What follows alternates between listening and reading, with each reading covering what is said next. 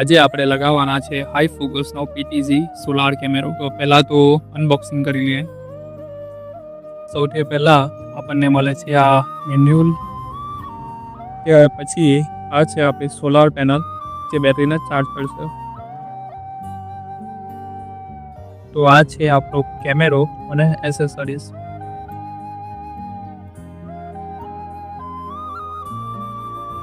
હવે આની અંદર આપણી બેટરી આવશે જે કેમેરાને પાવર આપશે.